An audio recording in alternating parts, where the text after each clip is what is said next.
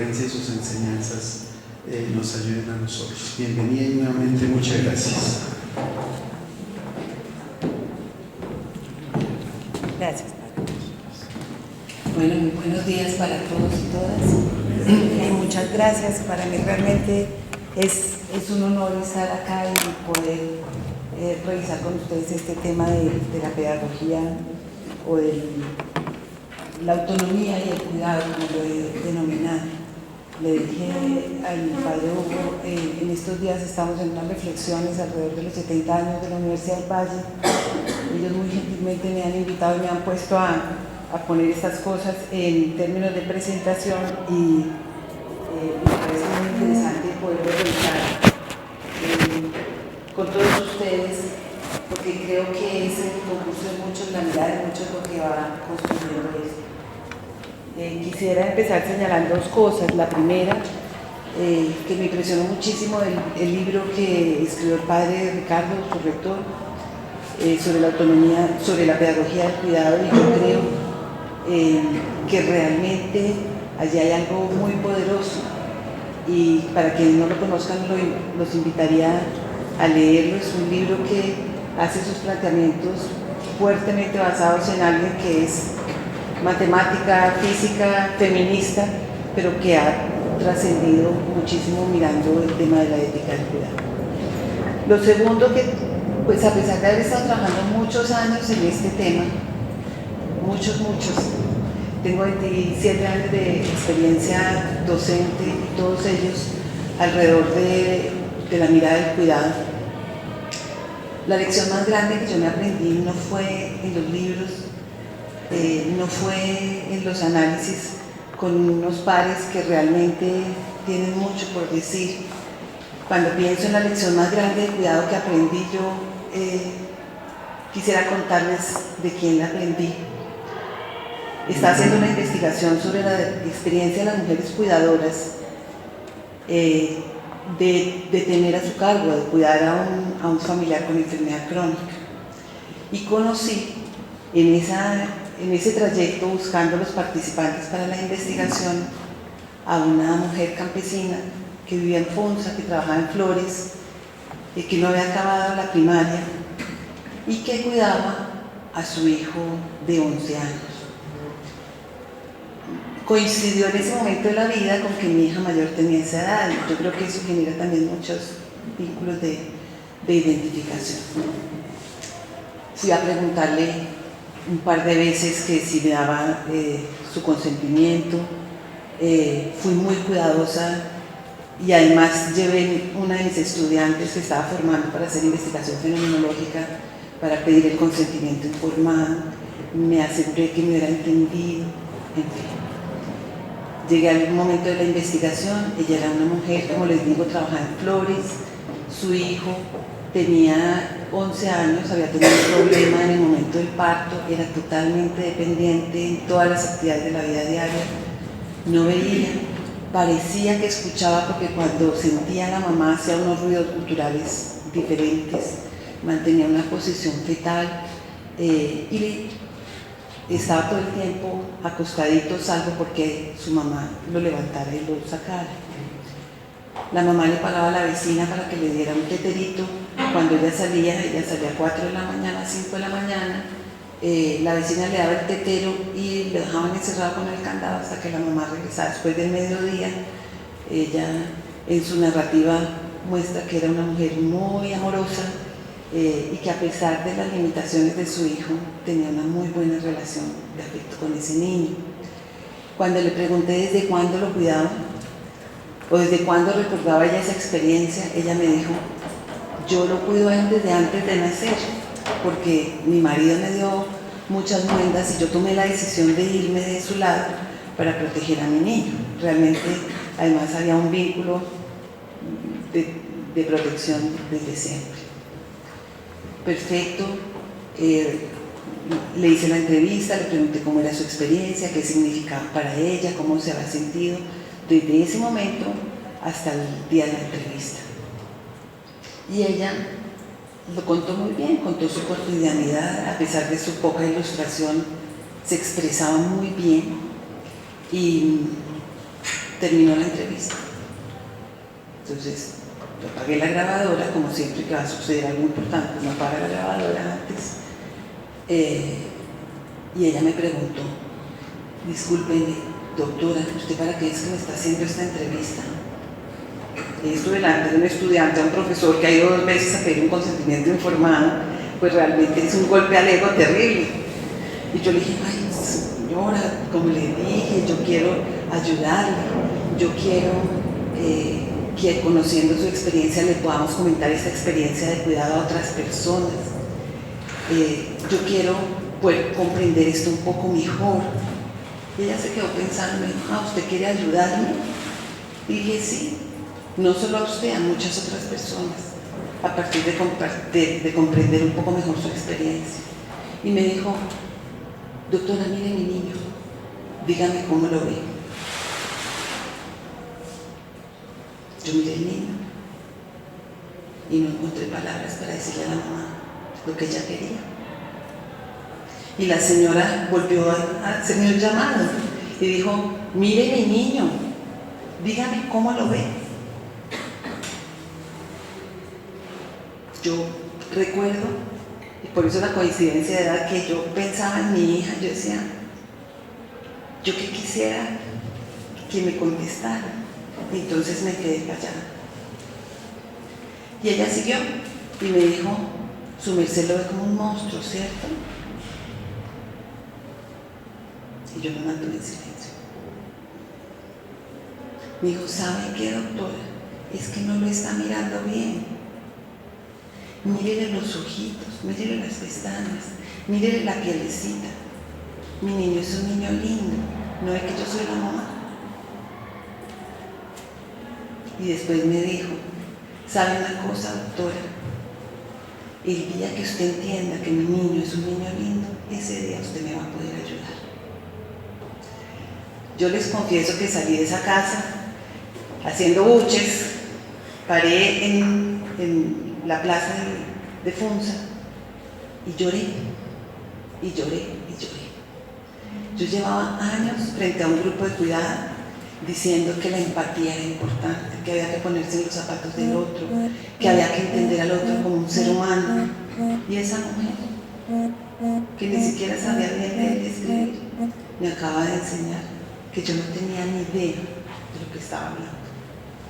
Esa mujer me enseñó la lección más importante. Detrás de cada fachada hay un ser humano, hay un niño lindo. Y si nosotros somos capaces de ver más allá de esas apariencias, en cualquier contexto, entonces estamos hablando de cuidado.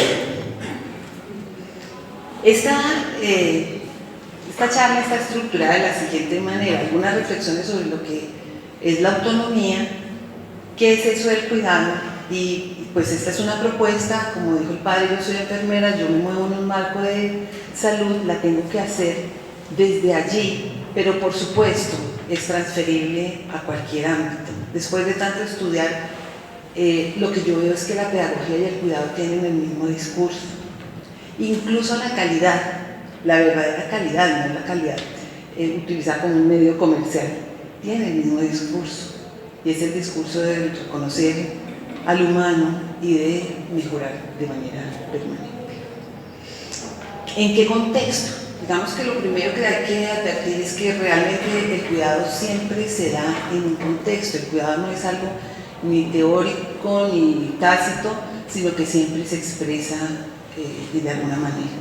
En este momento, pues todos entendemos que hay un contexto de globalización, de cambio muy acelerado, un contexto que desde el punto de vista de la salud tiene un patrón epidemiológico de tipo mixto.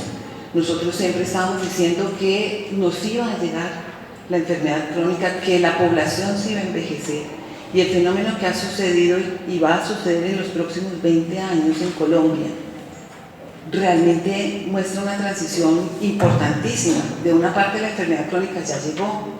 El Observatorio de la Organización Mundial de la Salud dice que el año pasado en Colombia, mientras que por homicidios, suicidios, accidentes, muerte materno-perinatal e infecciones, en este país se murieron 29% de personas. por enfermedad crónica se murió el 71%. Y realmente yo creo que nosotros no hemos tomado conciencia de lo que eso significa para la sociedad. Y también ese cambio de la pirámide poblacional toma 70 años en Estados Unidos y 110 años en Francia, lo que en Colombia va a transcurrir en 20, o está transcurriendo en 20 años. De manera que el país tiene una realidad completamente diferente y una realidad donde muchas veces la cura no es posible. Es posible el cuidado de muchas de estas situaciones. Por definición, digamos que la enfermedad crónica es una enfermedad que no se cura. Hay mayor relación de la salud con los aspectos sociales, y yo creo que de todos los ámbitos con los aspectos sociales. Y si ustedes miran el tema de la salud, están allí los determinantes sociales de la salud cada vez que van siendo más comprendidos, y decimos que las personas están más informadas. Sí, hay mayor acceso. Yo personalmente creo que están más desinformadas, porque a pesar del acceso, los criterios para categorizar esa información o para ponderar el valor de la información realmente no son los mismos, ni están tan difuminados como el acceso a la tecnología. Persiste la inequidad, y Colombia aquí tiene un primer vergonzoso puesto entre los países que tienen la distribución más inequitativa de recursos, y eso también es parte del contexto, y por supuesto es una parte fundamental que nos tiene que nos está llamando, que nos tiene que movilizar, que nos tiene que hacer planteamientos diferentes para actuar desde nuestro campo profesional. Y el sistema de salud, como todos sabemos, no prioriza lo que es el servicio, pero creo que no es solo el sistema de salud. Creo que en general el servicio no está siendo priorizado. ¿Qué se entiende por autonomía? Pues realmente, tomando definición de diccionario, vemos que es una palabra que viene del latín y del griego y que quiere decir mismo, ley y norma. El sentido más genérico es la condición, estado o capacidad de autogobierno. Y hay muchas profesiones que tienen esa capacidad de autogobierno, dentro de las cuales pues nosotros consideramos que la enfermería se caracteriza por ello. Cuando hablamos de salud de autonomía, tenemos diferentes niveles. Uno dice una persona es autónoma cuando está hablando de rehabilitación, cuando la persona es funcional, cuando la persona es capaz de satisfacer sus necesidades en la vida diaria, cumplir la fundamentación de su rol sin necesidad de apoyo de otra persona. Pero cuando hablamos de autonomía personal, esto ya implica la toma de decisiones para actuar. Entonces digamos que es una jerarquía mayor, una autonomía moral, por supuesto que ya es la capacidad de decidir en consecuencia con esos valores morales, es un desarrollo superior, y la social, como les dije, es la potestad de establecer las propias normativas. Diría que una persona autónoma es entonces una persona que es dueña de sus decisiones, de sus iniciativas y de sus renuncias, sabe lo que quiere, se lanza a conseguirlo teniendo en cuenta a los demás y no se deja someter ni se deja manipular. ¿Y qué es esto del cuidado? Tengo que darle los créditos al grupo de cuidado con quien he venido trabajando de manera directa o tangencial durante muchos años, y que es un grupo realmente mixto, en donde hay personas de la asistencia, hay personas de la docencia, de diferentes profesiones, y que ha tenido todo el tiempo invitaciones y asesorías de distintas personas para buscar fortalecer la disciplina de enfermería. Ese cuidado, desde el ángulo de la enfermería, es la característica central, dominante y unificadora. Ustedes no encuentran nada de enfermería que no diga que es para cuidar. La enfermería cuida al paciente, la enfermería cuida a la comunidad, la enfermería, digamos que desde el punto de vista de enfermería eso lo tenemos claramente definido. Pero desde las otras profesiones lo que uno va viendo es que cada vez más se está entrando al tema del cuidado. De hecho, la pedagogía del cuidado pues, es otro ingreso muy interesante que no solo se está dando allí. Uno ve que poco a poco estamos buscando este camino como una alternativa. Y si nos devolvemos a mirar realmente qué es el cuidado, es una lámina de los indígenas orinoquenses, Y vemos en esta lámina que ese cuidado es parte de la humanidad y que siempre ha tenido al menos dos componentes grandes. Uno que es la protección, entonces es esa búsqueda del techo, de la comida, del resguardo, y que implica el cuidado del cuerpo. Pero hay otro componente, como también lo vemos acá, que es mágico.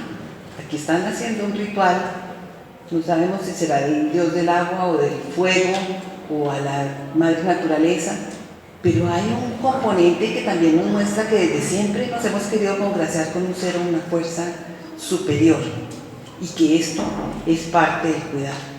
Cuando nos vamos a la mitología, pues en la mitología hay una historia que es muy linda, que digamos, pasa de la mitología griega a la romana, y dice, hay un espíritu femenino que se llama Cura, y ese espíritu va caminando sobre el río y siente que hay una tierra que se mueve, y recoge un poco de esa tierra y hace un ser, y su ser es tan hermoso que se dirige al dios del Olimpo y le dice, Júpiter, quiero que le dé un soplo de vida a este ser, y Júpiter se lo da, pero le pide que lo llame como él. Cura, que es un espíritu rebelde, le dice que no le parece, agradece que le haya dado el espíritu de vida, pero busca la tierra como aliada para que no le toque llamarlo de esa forma, y la tierra le dice entonces llámelo tierra porque ha salido de acá. Terminan llamando a Saturno y Saturno dice, bueno, miremos bien qué ha pasado, este ser que tiene alma ha salido de la tierra pero ha recibido un soplo divino, de manera que cuando él muera ese soplo de vida debe volver al cielo, ese cuerpo debe volver a la tierra, pero mientras que viva va a estar en las manos del cuidado.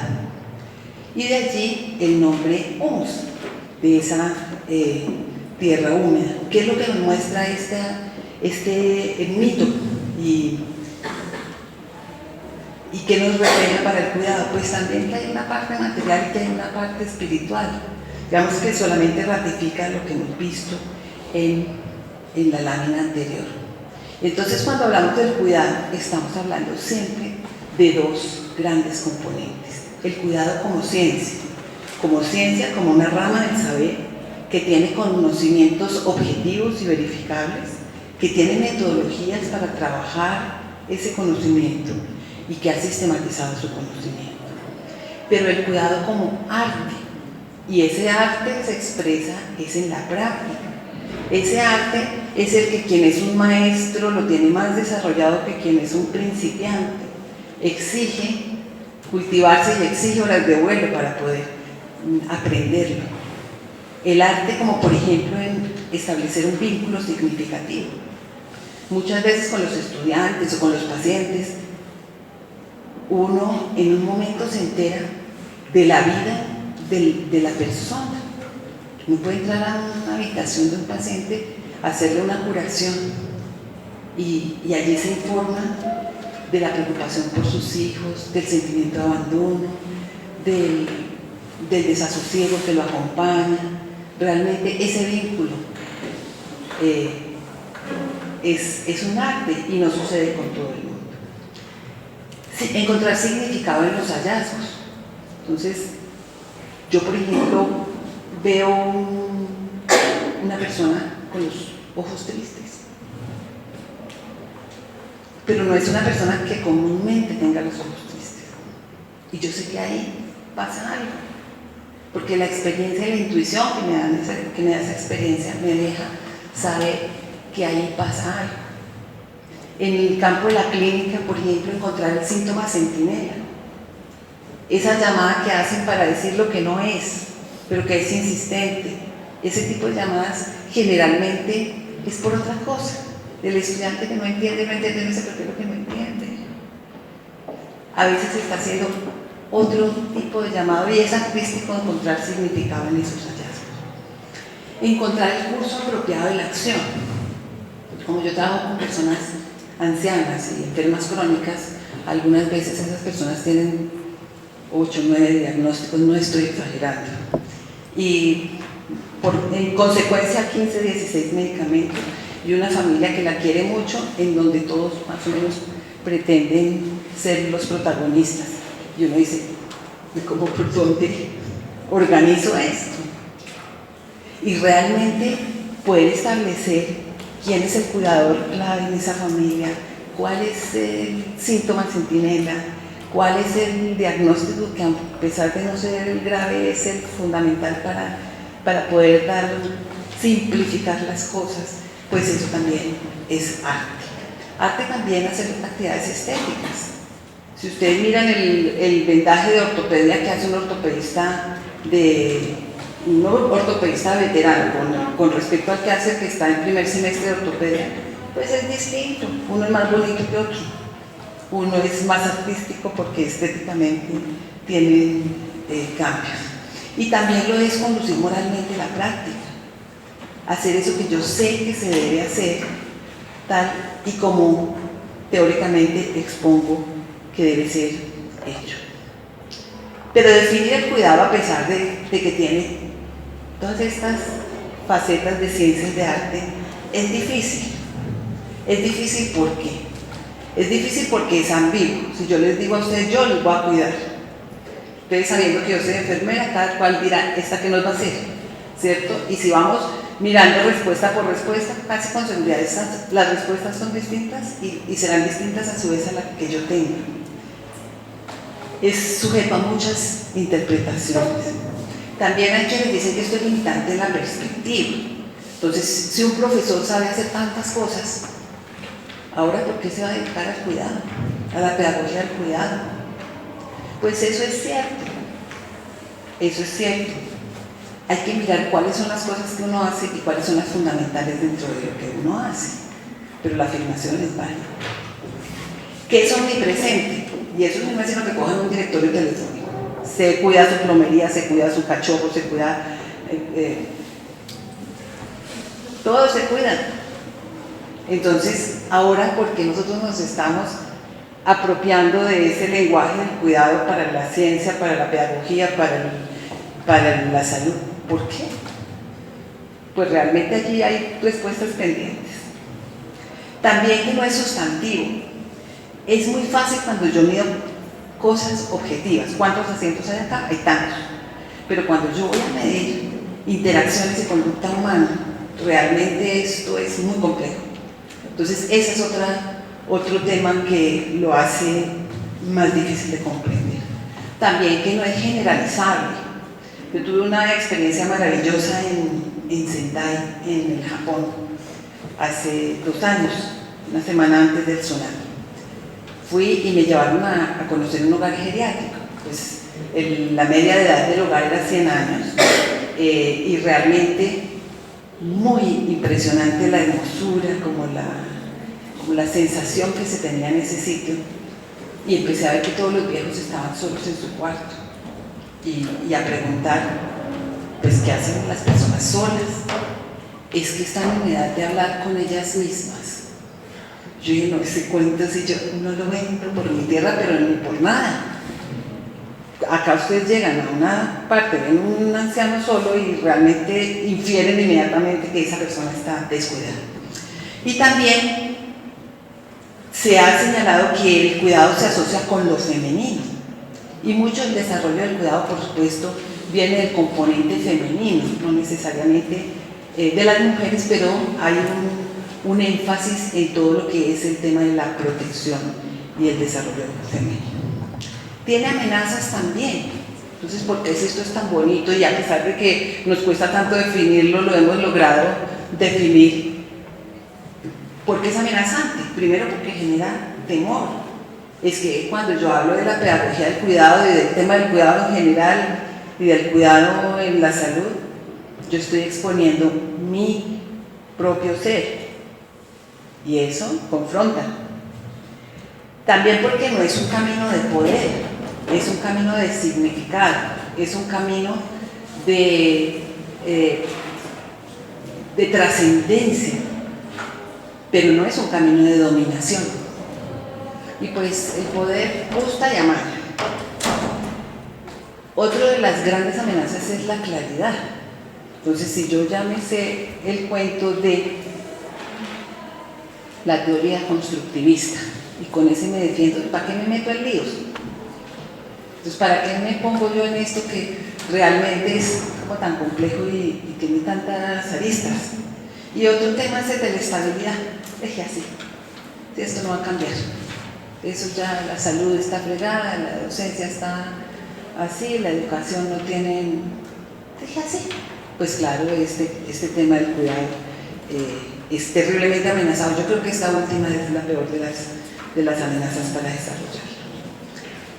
Cuando miramos cómo se puede clasificar, pues lo podemos clasificar de muchísimas formas, pero quizás aquí están resumidas las que más se han trabajado hasta ahora. El significado, la filosofía, la perspectiva, las características, y vamos a ver brevemente cada una de estas. Si yo miro el cuidado desde el punto de vista de su significado, pues la clasificación me presenta un cuidado o una mirada ontológica del cuidado. Entonces es ese cuidado que me da a mí un lugar en el mundo, en cambio de estar buscando permanentemente ese lugar. Es una forma de ser y de manifestarse en el mundo. Si me lo miro desde el punto de vista epistemológico, entonces es todo este conocimiento, todo este desarrollo del cuidado. Si lo miro en cambio desde el punto de vista ético, yo tengo que entender que el cuidado siempre es intencional. Y aquí se encierra la decisión y el valor de cuidar. Si lo miro desde el punto de vista pedagógico, como muy sabiamente lo ha hecho Nell Noddings, que es la base de análisis del padre Ricardo, ese cuidado me está hablando de cómo se aprende y cómo se enseña el cuidado. Y si lo miro desde el punto de vista antropológico, es el rol del cuidador. En una familia donde haya 2 mujeres y 2 hombres y se enferma la mamá, ¿a quién voltean a mirar? Entonces, digamos que esa mirada antropológica, es decir, esto se asocia con el rol cultural, el rol social, nos da otra perspectiva del cuidado. Si lo miro de acuerdo con la filosofía que lo inspira, en realidad esa filosofía se refleja en cómo yo actúo. Entonces, si yo creo que soy poseedor de la verdad y que yo tengo que hacer algo para que el otro esté bien, causa efecto. Ese es un cuidado que yo debo clasificar como reactivo. Yo puedo hacer unas cosas para que él esté bien, y eso es cuidado. Pero eso hace que haya una relación desigual. Si yo lo miro desde el punto de vista recíproco, es decir, de una construcción conjunta, en una experiencia de interacción en donde las 2 partes tienen ganancia y ninguna de las 2 es igual después de esa interacción, estoy hablando de un cuidado recíproco, es decir, un cuidado interactivo, integrativo. Y si yo miro este cuidado en el contexto, con unicidad y un criterio de transformación, si soy capaz de identificar unos patrones y un impacto total, pues estoy mirando el cuidado desde una filosofía de simultaneidad, y lo llamo cuidado simultáneo. De acuerdo con la perspectiva, esto realmente lo ha estudiado en gran profundidad en enfermería, y dice cómo se expresa en la práctica el cuidado. Y señalan al menos estas 5 perspectivas del cuidado. El cuidado como una característica humana, es decir, si yo soy verdaderamente humano y expreso mi humanidad, eso que hago es cuidar. Se ha visto también como una interacción afectiva, es decir, si yo a esto que estoy haciendo le pongo el alma, el resultado de esto que estoy haciendo es cuidar. Se ha visto como un mandato moral, como les dije, pues aquí hay todo un antecedente de tener escrito y analizado qué es lo que yo debo estar haciendo. Entonces, si yo hago aquello que se espera que haga, eso es cuidado. Una intervención interpersonal, cuando me manifiesto como persona y entiendo que quien comparte conmigo se manifiesta como persona. Esa comprensión, la evidencia de esa comprensión, eso es cuidado. Y una transformación terapéutica. Hay quienes dicen, mire, a pesar de todo eso, usted tiene que hacer algo que mejore, que cambie, que transforme. Y eso que hace, que logra, es cuidar. También hablamos del cuidado de acuerdo con la dimensión que se aborda. Entonces ustedes ven muchos libros, artículos, en fin, que dicen, por ejemplo, el cuidado espiritual.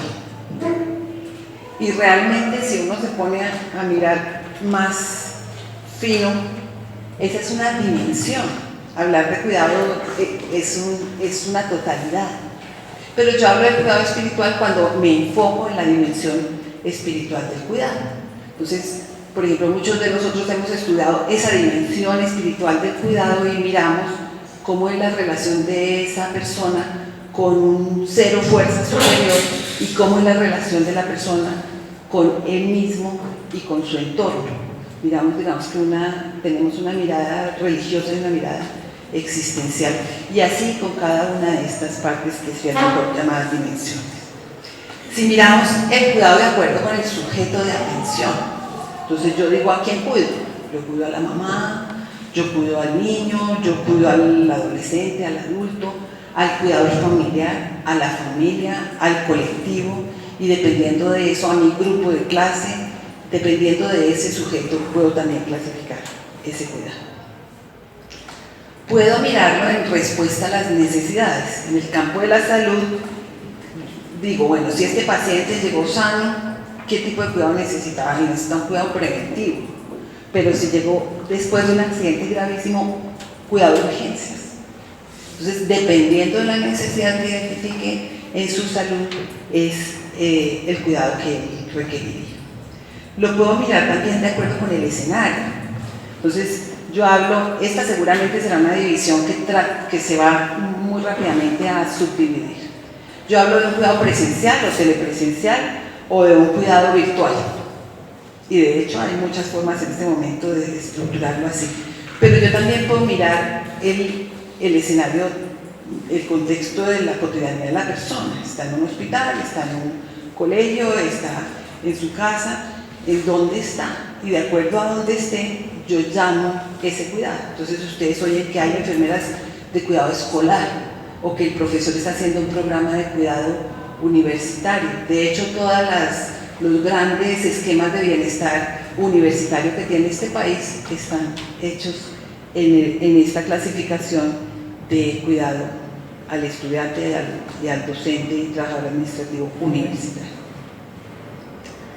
Cuando lo miro de acuerdo con los criterios del sistema, yo lo he mirado con el sistema de salud. Sería muy interesante hacer este mismo análisis con el sistema educativo. Pues estos son paradójicos. Entonces yo puedo hablar de un cuidado formal o informal. ¿Qué es lo que el sistema llama un cuidado formal? El que dan los profesionales o los técnicos, el cuidado que es pago o subsidiado. Y uno informal es el que da la familia, que es la responsable, que es la que está ahí a todas horas, que es la que atiende todas las necesidades. Ese es el que el sistema llama informal.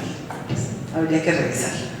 También se habla ahí de cuidado profesional o técnico, pero cuando yo voy a la realidad digo, ¿quién actúa realmente con la técnica y quién de manera profesional? No siempre corresponde eso a los títulos nobiliarios. Hay niveles técnicos que tienen una actuación profundamente profesional y hay doctores de doctores con 3 postdoctorados y en fin, que realmente no se comportan ni siquiera en un nivel profesional mínimo. Y también se habla en el sistema de cuidado voluntario o cuidado remunerado. Cuando lo miro de acuerdo con el nivel de complejidad, es una de las miradas que está haciendo aquí el currículum. Entonces yo hablo de un cuidado básico, que es el que hay en sistemas de atención primaria, o un cuidado especializado. Y ese cuidado especializado pues realmente es menos frecuente y cada vez se subdivide mucho más. Si estoy hablando de cuidado, entonces yo tengo que hablar del cuidado a la persona que tiene tal problema o tal situación. No estoy hablando de cuidado renal, sino de cuidado a la persona con enfermedad o en situación de enfermedad renal. Cuando lo miro de acuerdo con el rol del cuidador, y pensemos nosotros frente a nuestros estudiantes, ¿qué rol asumimos? Algunas veces lo estamos asesorando. Algunas veces estamos instrumentando para él, estamos haciendo cosas físicas, ayudándole a hacer la maqueta,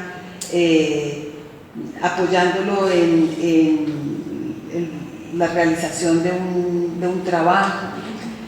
También a veces lo supervisamos, lo protegemos. Podemos tener diferentes esquemas o clasificaciones del cuidado según el rol que yo tenga.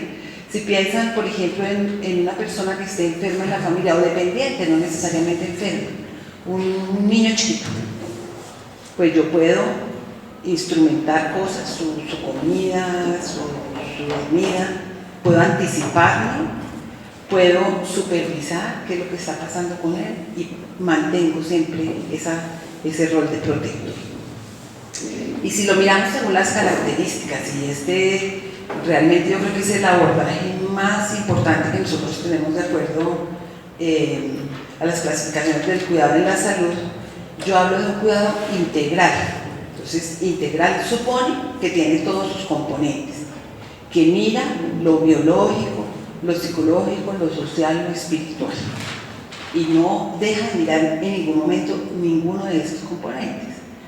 Cuando yo hablo de un cuidado holístico, entiendo que esos componentes son más al unirse que la suma de ellos, es la totalidad del ser, tiene una dimensión superior. Pero no puedo hablar nunca de un cuidado holístico si no tengo una clara concepción de las partes de ese cuidado integral. Cuando yo hablo de un cuidado seguro, supongo además de que sea integral y de que sea holístico, que sea técnicamente sólido, que sea objetiva y subjetivamente confiable, que sea evidenciable, medible y capaz de mejorar. Entonces, un cuidado seguro no es el que evita eventos adversos. Un cuidado seguro es el que tiene unos mecanismos para ser cada vez mejor. Y en todos los ámbitos de nuestra actuación, nosotros deberíamos pensar y propiciar un cuidado seguro, porque este es uno de los derechos de las personas cuidadas, que el cuidado sea seguro. Si yo hablo de un cuidado continuo, este supone todas las anteriores. Un cuidado continuo es garantía de un cuidado seguro en todos los momentos y en todos los escenarios. Y cuando yo hablo de un cuidado humano, que algunos han denominado humanizado, pero en realidad es un cuidado humano, pues este tiene que basarse en el cuidado integral, en el holístico y el seguro y en el continuo. Yo no puedo hablar de un verdadero cuidado humano si no garantizo integralidad, holismo, seguridad como un derecho, continuidad como un derecho. ¿Cómo voy a hablar de respeto o dignidad en la humanidad? Este cuidado humano o humanizado, y quiero llamar la atención para quienes tengan interés en el tema, porque aquí hay unas debilidades idiomáticas que tenemos que afinar un poco más. Ha sido estudiado por múltiples autores y hay una autora que es una religiosa, se llama Simone Roach, que particularmente se ha enfocado ya en este tipo de cuidado. Y ella dice, el cuidado es el criterio más auténtico de humanidad. Así lo define y señala que tiene al menos estas características: la compasión, la competencia, la conciencia, la confianza y el compromiso. Y si ustedes ven, en realidad resume todas las clasificaciones del cuidado en este cuidado humano. Agrega la misma autora posteriormente, que también tiene una conducta adecuada y una creatividad. El cuidado, señala ella, además de todo esto, debe ser innovador, debe atreverse a pensar y a crear. Hay unas enfermeras japonesas que han mostrado la evolución del cuidado, y ellas hablan del poder del cuidado, y su planteamiento realmente es interesante y también creo que es un tema para seguir desarrollando. Ellas señalan Ella señala que esto se va en un desarrollo como de círculos concéntricos y que lo mínimo indispensable para que yo pueda hablar de cuidado es que reconozco a la persona como persona. Sin eso estoy haciendo cosas célebres seguramente, pero no estoy cuidando. Además de ese reconocimiento, un segundo nivel en la evolución sería coordinar la atención, o la atención en salud, o la educación, pero a pesar de que yo sea un gran coordinador, un gran gerente, si esta coordinación olvida que la persona está ahí como persona, entonces yo estoy haciendo gerencia, pero no gerencia del cuidado, no estoy dando cuidado. Esa condición fundamental nunca se puede olvidar. Y señalan ellas que realmente el poder del cuidado radica en que, reconociendo a esta persona como persona, coordinando lo que ella necesita, yo pueda apoyarla en medio de su situación para que ella se desarrolle como persona. Y en ese logro yo me desarrollo como cuidador, también me desarrollo como persona. Y allí radica el verdadero poder del cuidado. ¿Por qué digo que debería seguir evolucionando? Esto, de todas maneras, está en un contexto. Y a mí me parece que aquí hay un vacío de qué pasa en la relación de esas dos personas con el contexto. Pero, por supuesto, estos serán temas de reflexiones que tendremos que hacer a futuro. En síntesis, podemos decir que el cuidado se puede explicar y representar de diversas formas, que siempre reconoce al ser humano y fortalece a ese ser como humano y que enseña, siempre enseña y nos hace crecer como personas. Cuando pienso en ese fin último del cuidado, no importa el escenario, no importa la clasificación, realmente siempre hay una coincidencia que es fomentar la autonomía y dignificar al ser humano. Y tenemos que preguntarnos, y nosotros nos hemos hecho esa pregunta que comparto con ustedes, es en cuidar la salud y la vida, en lo que estamos invirtiendo la mayor parte del tiempo y energía.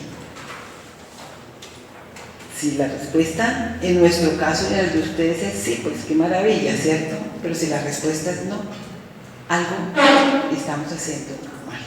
En el caso de nosotros, particularmente mal, porque estamos diciendo que esa es la esencia, lo central, lo dominante, lo unificador. ¿Cómo hemos medido, en el caso nuestro, ese cuidado? En Colombia hasta ahora se han utilizado estas 4 herramientas. Se han utilizado herramientas de valorar los comportamientos del cuidado, el inventario de comportamientos, el cuestionario de cuidado y el inventario de habilidad de cuidado. Todas, como ustedes ven, son herramientas que tienen múltiples ítems y que no son fáciles de aplicar en la clínica.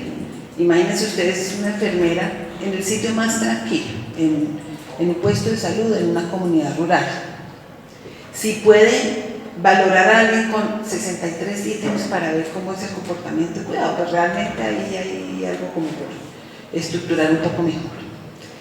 Pero ¿qué se ha encontrado detrás de esas herramientas? Me parece importante comentarlo con ustedes. Cuando se le pregunta a los profesionales qué es el cuidado, ¿qué significa ese cuidado? El grado de dispersión de las respuestas es total. Unos dicen que lo importante son los títulos, otros dicen que es la conducta, explicarle al paciente, identificarlo por su nombre, mostrarse disponible. El grado de dispersión es total. Cuando se le hace, esta misma investigadora que hizo este estudio y que ejemplifica muchos otros, le hizo la misma pregunta a los pacientes a quienes los profesionales atendían.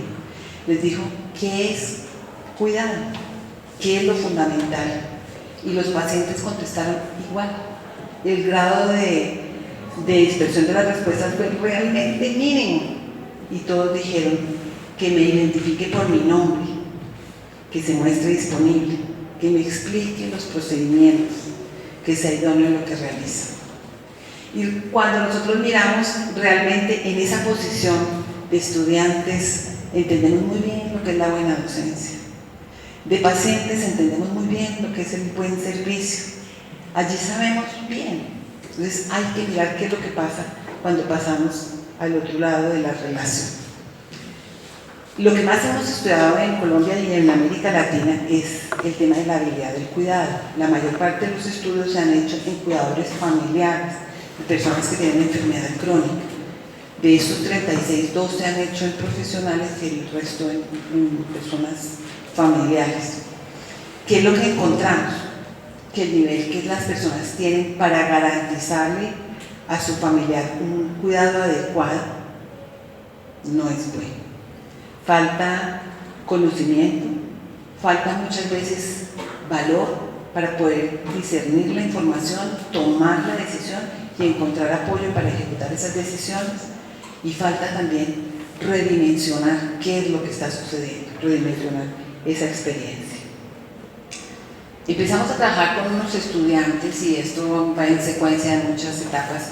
Bueno, si los pacientes son los que saben y los cuidadores son los que saben qué es lo que es el cuidado, preguntémosles si ha tenido una experiencia de cuidado humano o humanizado, que es un lenguaje más común, pero yo creo que es menos adecuado. Y fueron ellos y le preguntaron a los pacientes: ¿usted recibió un cuidado humano o humanizado? Cuando la respuesta era sí, cuéntenos qué pasó. Mire qué respondieron los pacientes. Ellos no conocían los instrumentos, ni las mediciones, ni toda esta parafernalia teórica.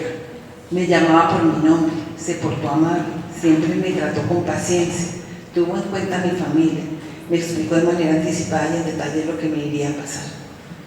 Es decir, los pacientes saben. A raíz de esto, pues se fue sistematizando y surgió un primer instrumento que hace un aporte muy, muy importante para la investigación, que nos permite mirar a través de 32 ítems si los pacientes están recibiendo un cuidado humanizado.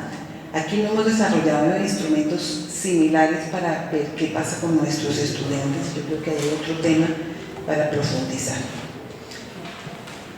Una tercera versión de ese instrumento, ya con todas las pruebas psicométricas realmente muy sólidas, con resultados muy sólidos, fue aplicado en un centro asistencial aquí en Bogotá. Y esto fue lo que los pacientes respondieron. De 320 pacientes, 271 dijeron que siempre habían recibido un cuidado humanizado, 36 casi siempre, 12 algunas veces y 1 nunca. ¿A cuál creen ustedes que entrevistó los medios de comunicación?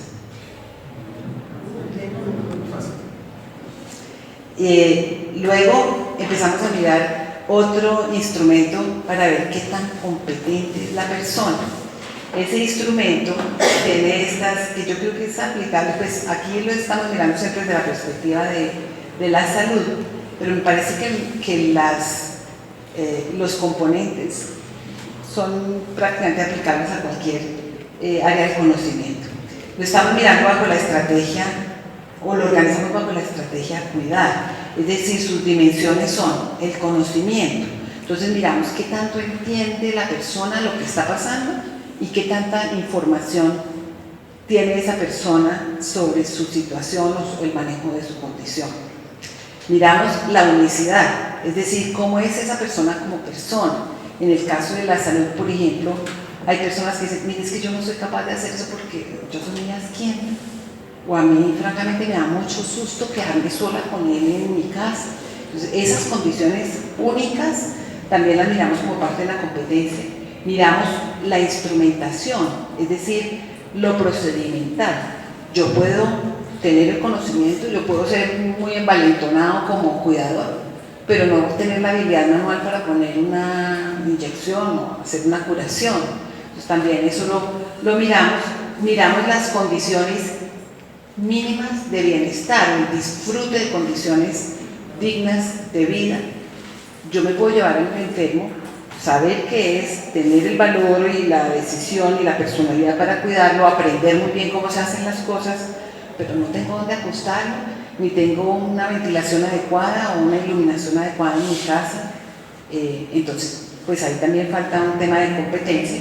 Yo tengo también que saber anticiparme, prever el riesgo y saber cómo manejar ese riesgo y buscar una red de apoyo suficiente. Este instrumento, digamos, inicialmente se hizo solo para el paciente, luego se vio que se requería también para el cuidador, porque hay pacientes dependientes. Tenía 60 ítems y ya tiene 20 con pruebas psicométricas sólidas. Digamos, aquí hay un trabajo bastante desarrollado, se ha logrado un trabajo bastante desarrollado. ¿Qué encontramos cuando lo aplicamos? Acabamos de terminar un estudio que miró 8.000, me puedo equivocar en 10, 900 pacientes y 7.000 y algo cuidadores familiares en Colombia, en las diferentes macrorregiones geográficas, mirando cómo está la competencia de cuidado. Lo que vemos es que hay bajo conocimiento, pero a través de una intervención se puede mejorar. Hay una buena condición de capacidad o disposición personal. Hay baja instrumentación, pero se puede mejorar. Hay muy bajas condiciones de disfrute. Es decir, lo que estamos fallando allí es en condiciones mínimas de bienestar, de vida digna. Y aquí hay que reflexionar nuevamente sobre el tema de la equidad o inequidad en la distribución de recursos. Hay anticipación que se puede mejorar y la red de apoyo difícilmente se mejora. Casi todas cambian, pero es muy baja para muchas personas el tema del bienestar y la red de apoyo es muy difícil, es muy poco sensible a cualquier tipo de intervención, al menos hasta donde hemos logrado avances. Empezamos a mirar con los profesionales. De los profesionales hay 799 en esta misma investigación que se terminó en diciembre de 2014, y para que ustedes vean, digamos, qué tipo de profesionales eran. Lo amarillo son profesionales que están en la asistencia, lo morado es en la administración, pero también dentro del sector, y los verdes son investigadores, que son realmente muchos menos. Estos profesionales tenían en promedio, toda gente que trabajaba con pacientes crónicos, 11 años de experiencia, tenían el 71.7% de experiencia en el área en la que estaban trabajando, tenían 76.3% vinculación de planta, que realmente es un muy buen nivel en el sistema, y se identificaban a ellos mismos como más solidarios y comprometidos. Aquí hay un aspecto que quiero destacar, y es que con lo que menos se identifican es con ser reflexivos o pragmáticos, y esto puede incidir mucho en la transformación de cualquier sistema. Cuando les preguntamos a ellos sobre el cuidado seguro, si conocían las políticas, si en teoría sí, pero en la medida en que les íbamos preguntando cosas más específicas, ¿conoce la política? 91% me dice sí, pero yo le digo, dígame cuáles son los indicadores que usted monitorea. 63% me responde por los indicadores. Pero encontramos aquí este hallazgo que es gravísimo. ¿Qué tanto reporta usted el evento adverso? Y 25% nos contestaban, lo reporto. 25%. Aquí hay un tema de evaluación, de castigo y de culpa que tenemos que tocar para poder modificar. Porque si nosotros no reportamos, esto no puede medirse y mejorarse en consecuencia. Y fuimos y le preguntamos a los pacientes, en este caso solo a la mitad, digamos un grupo de 484 pacientes, pero que eran atendidos por esos profesionales, lo que ellos decían que estaban haciendo. Entonces, lo básico para que uno diga que hay un cuidado seguro es que la persona sepa qué es lo que tiene y qué es lo que le están haciendo. Usted sabe por qué está hospitalizado o por qué está siendo tratado y cuál es el manejo. El 38 de los pacientes, 38,2 contestó 8 sí. Realmente aquí hay algo que nos toca revisar. La cuarta parte de las personas señaló que nunca o casi nunca le habían hablado de pautas de prevención. La quinta parte no vio una actitud positiva frente al riesgo, una actitud comprometida frente al riesgo, y que es gravísimo, particularmente teniendo en cuenta que solo el 25% reporta los eventos, y es que tenemos 14%, 13,9% de eventos materializados. Es decir, eso significa que los pacientes se han caído, que se han confundido con otro paciente, que se les ha aplicado el medicamento equivocado. Esos riesgos materializados son gravísimos, y este nivel es pues realmente digno de una reflexión, de una actuación inmediata a favor de todos nosotros. Hoy, pues en muchos casos se podría afirmar con estos resultados que es mucho más peligroso entrar a un hospital que subir al Everest, pero mucho más peligroso. También miramos el tema de la continuidad, les resumo qué fue lo que encontramos. Vamos que todo esto a nivel nacional, que es el promedio, debería ser 100. ¿Qué es lo que yo encuentro? Que no hay continuidad.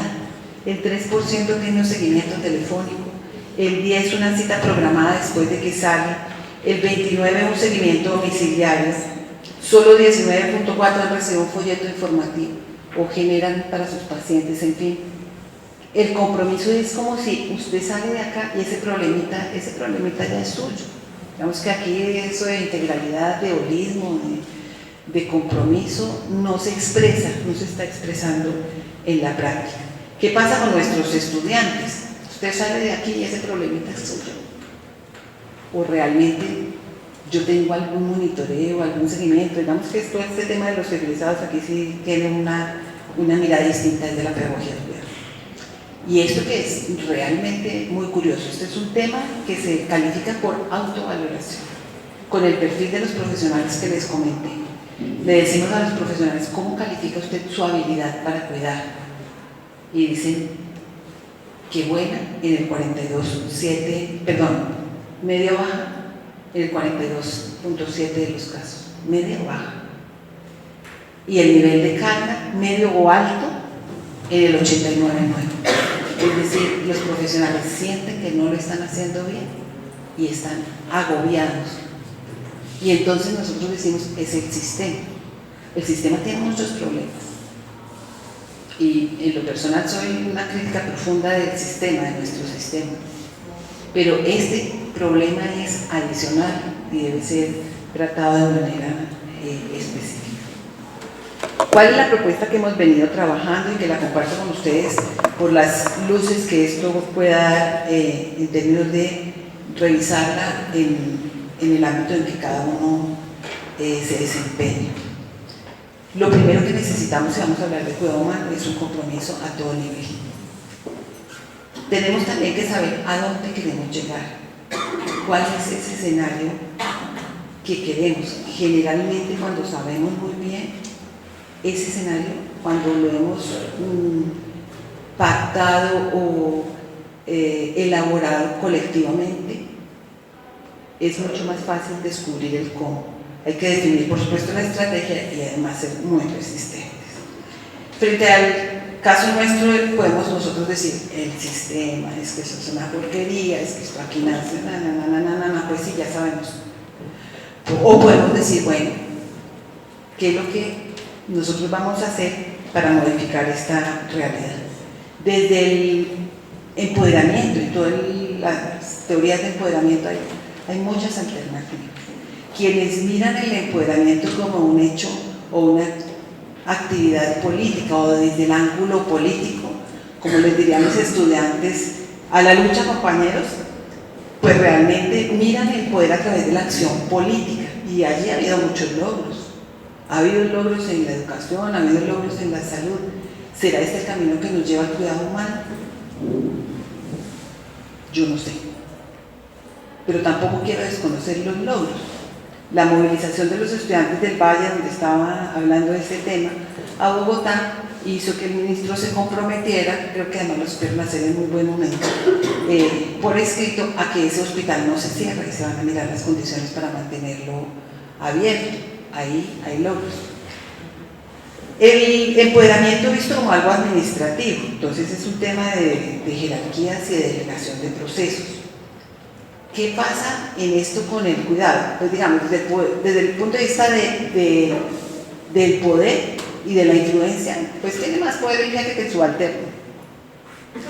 Pero cuando uno mira realmente el desempeño, yo a veces miro los jefes con las secretarias, o las colegas mías con los auxiliares de enfermería, o los médicos con los internos, y me pregunto, ¿quién le está delegando a quién? Y me parece que muchas veces aquí se delega para arriba. Realmente ahí habría que mirar unos procesos, pero desde el punto de vista de la delegación, yo como enfermera, ¿cuido o no cuido? Yo puedo delegar actividades, yo puedo delegar incluso procesos, pero el cuidado no es delegable. El cuidado es una opción personal. A través de la administración, seguramente si logramos estructurar y manejar esos procesos y esas jerarquías, podemos aportar también a esta opción. Desde el punto de vista sociológico, es una mirada más sobre el control de las ideologías y de los recursos.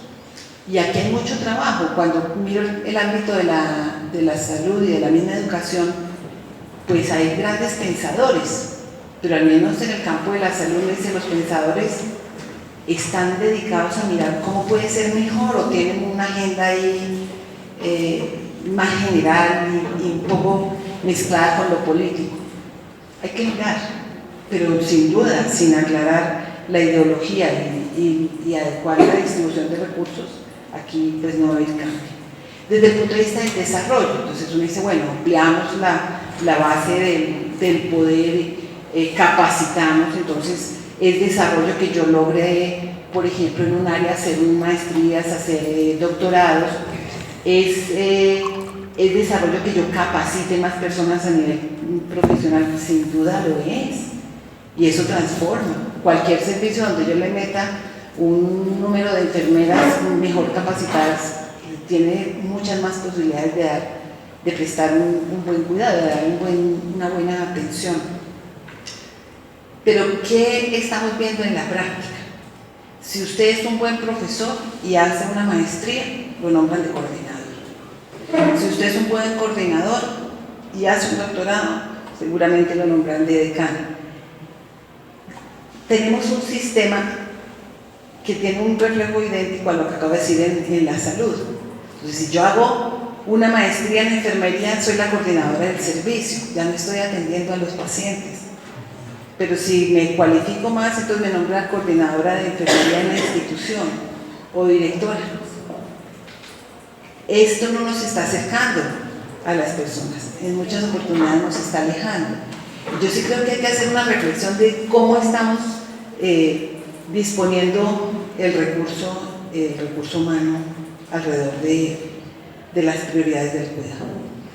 Y está también esa mirada del empoderamiento del cuidado, que es una mirada tomada de corrientes feministas y que relaciona este poder con la capacidad humana de ser y de expresarse.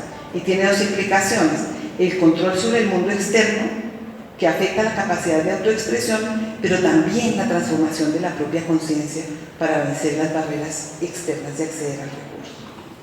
Es decir, nadie podría empoderar al otro.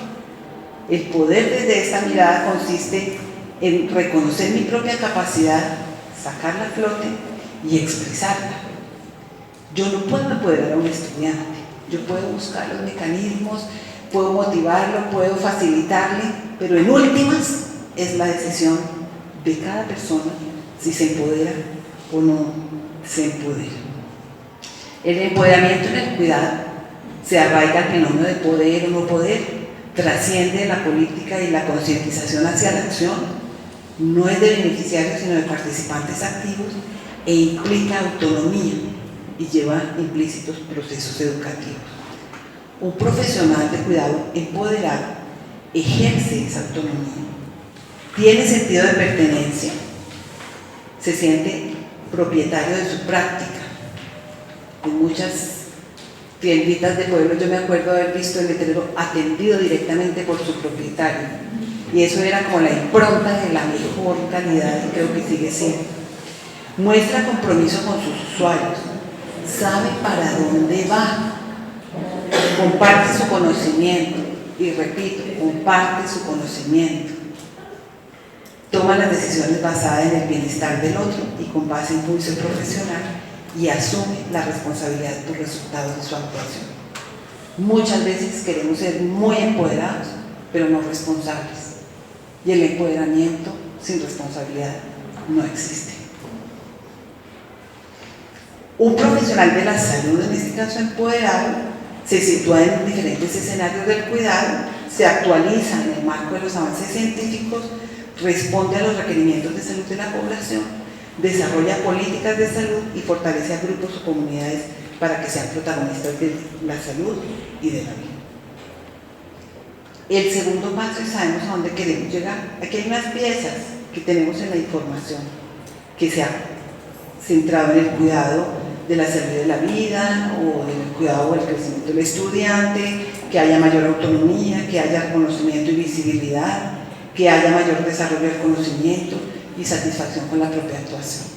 Pero realmente estamos en mora de sentarnos colectivamente a construir cuál es el escenario que queremos, a dónde queremos llegar. Y hay que definir la estrategia. Los que han trabajado en empoderamiento, Blanchard es uno de muchos que han trabajado en el empoderamiento, pero él tiene un empoderamiento visto desde el servicio, que es bastante interesante. Y dice, bueno, hay que compartir la información, hay que establecer los límites y hay que generar grupos autodirigidos de trabajo. Como ustedes ven, este cuidado humano tiene unas implicaciones individuales, unas grupales interpersonales y grupales, y unas que son de institución o de sistema, y que yo las resalto simplemente poniendo ahí esos triangulitos. Compartir la información. Es muy importante que nosotros conozcamos bien el contexto. Somos una terrible burbuja en la academia. Terrible burbuja. Siempre nos parece que la vecina realidad se va a beneficiar con que nosotros hablemos y señalemos, y realmente tenemos ahorita el reto de conocer bien esa vecina realidad y de mirar cómo emprendemos su transformación. También la normativa. A veces no se reconocen ni siquiera los derechos básicos. Uno no conoce los propios, pues mucho menos conoce los ajenos. Hay que propiciar un lenguaje común. Este lenguaje del cuidado permite discusiones disciplinarias e interdisciplinares. No es el único, pero hay que propiciar un lenguaje común para poder crecer en aquellos aspectos que consideremos fundamentales. Y hay que actualizar la información en los avances. Algunas veces nos quedamos muy atrás. Yo pienso cuando a mí me formaron como enfermera, la mirada del cuidado era paciente con traqueostomía, bandeja con. Era más o menos como se le tiene, una mirada absolutamente reactiva de que yo sé, usted es el que tiene que recibir lo que yo le dé porque esta sabiduría mía. Y eso pues realmente ha cambiado. Y si no nos actualizamos, no se transformará mucho más allá. Una autonomía con límites. Uno tiene que jugar juegos que comprende. Mi mamá es un ejemplo que ella me oyera citarla en esto. Aquí me regañaba delante de ustedes, pero una vez estábamos mirando una pelea de Cassius Clay contra no sé quién, y ella dijo, ¿cuál metió gol? Y yo dije, esto es lo mejor que yo he oído sobre no entender qué es lo que está pasando. Que si nosotros sabemos cuál es nuestro fin, digamos que todo eso que establecemos como misión y como visión, eso está por allá en el escritorio de su reverencia. ¿Cuál es la misión de la Unimonserrate? Eso está en la página, busquémoslo en la página. Pues realmente hay que definir la esencia y hay que fortalecer la identidad. Y esto además nos permite no cazar pelea chiquita. La pelea chiquita es lo que más desgasta a cualquier equipo de trabajo. Mirar los ámbitos de la actuación. Entonces, hay temas como el cuidado en donde todos cabemos, porque yo puedo decir que ese es mi tema. Pues lo que tendría que mirar es cómo aporto desde mi ángulo, que es distinto al de muchos o casi todos ustedes, y qué aportan ustedes a ese tema. Asumir el cambio y los nuevos roles. Creo que eso de asumir el cambio no es tan sencillo como suena en la teoría, al menos en la crianza así me ha parecido que asumir el cambio siempre es difícil. Revisar la tecnología de los proveedores bajo criterios del cuidado. Entonces, cuando yo elijo conseguir esto, lo elijo porque es última tecnología, porque es más barato, porque me da mayor garantía o porque realmente estoy pensando cómo esto me beneficia para esa misión y esa visión y para hacer crecer a esa persona que yo tengo. Buscar estándares internacionales y también atender su pertinencia cultural. No todo lo que se trae aplica. Manejar la capacitación y el entrenamiento no como una opción, sino realmente como un valor. Habría que hacer, este es el equipo directivo de las facultades de Salud y Economía en la Universidad del Valle, grupos autodirigidos de trabajo, pero quienes primero tenemos que cambiar en esos grupos somos los dirigentes y quienes primero tenemos que modelar. Yo no puedo tener un trato duro, distante, conflictivo, complejo con mi subalterno para decirle a él que sea un buen cuidador. Hay que fortalecer las competencias básicas. En el campo de enfermería, la competencia básica es la clínica. Yo no puedo enseñar bien enfermería si no soy buena clínica, no puedo investigar bien si no soy buena clínica. Entonces, ¿cuáles son las competencias básicas en cada uno de sus roles? Hay que fomentar el desarrollo teórico, pero también el conceptual. Esto exige, este tema de la pedagogía del cuidado exige una reflexión permanente, integrar la docencia, la investigación a la realidad de la asistencia y desarrollar una práctica reflexiva que permita mejorar continuamente. Y hay que evaluar las formas de cuidar. Es importantísimo en este cuidado educar con autonomía y en los diferentes conocimientos que requiere el cuidado. Yo tengo que educar a la persona como persona, tengo que educarla en el conocimiento ético, en el conocimiento estético y por supuesto también en el científico, pero debo educarla en un conocimiento político y social y también mirar ese patrón emancipatorio, porque si acatan todo lo que yo digo, son tan obedientes, seguramente van a ser muy poco innovadores y muy poco transformadores. Desarrollar el pensamiento crítico, y yo creo que los profesores hemos desarrollado el pensamiento crítico, pero nos quedamos en la crítica y no hemos trascendido a la construcción, y ese es un reto que nos está esperando, que nos está llamando día a día. Mejorar la habilidad administrativa basada en el cuidado, aprender a solucionar problemas. Yo creo que a mí me dicen cuál es el reto del profesional que estamos formando en este siglo, que aprenda a resolver problemas allí donde los problemas están, e investigar e innovar para cuidar mejor. Hay también que abogar por nuestros usuarios.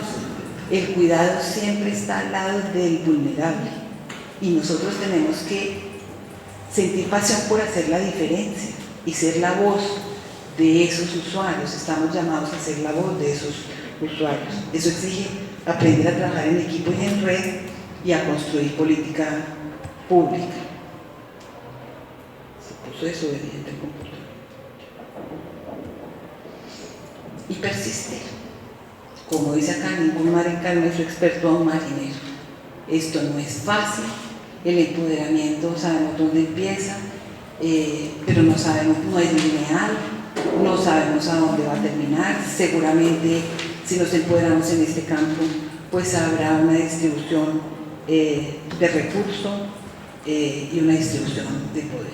Termino con estas reflexiones que hice y dije, bueno, ¿por qué autonomía y cuidado? ¿Por qué? ¿Por qué en el ámbito en el que me desempeño? Primero, para buscar el verdadero sentido del quehacer y recordar nuestra inmensa capacidad de poder para cambiar las cosas. Para tener una visión más amplia de las posibilidades de reorientar los servicios de salud alrededor de las necesidades del usuario. Para revalorar el aporte de cada profesión y hacerlo socialmente visible. Para ofrecer la más alta calidad de servicios con satisfacción propia y de quienes son atendidos. Para mejorar la habilidad de cuidar y disminuir la carga que percibimos al hacerlo, para demostrar que el cuidado de la salud es indispensable, para transformar el conocimiento y práctica en salud respondiendo a lo que requiere la sociedad, para crecer y ayudar a crecer a otros en su competencia de cuidado, siendo grandes en el arte y en la ciencia de cuidar, pero sobre todo para dejar ver en la práctica, tal como lo referimos en la teoría, que el cuidado es el criterio más auténtico de humanidad.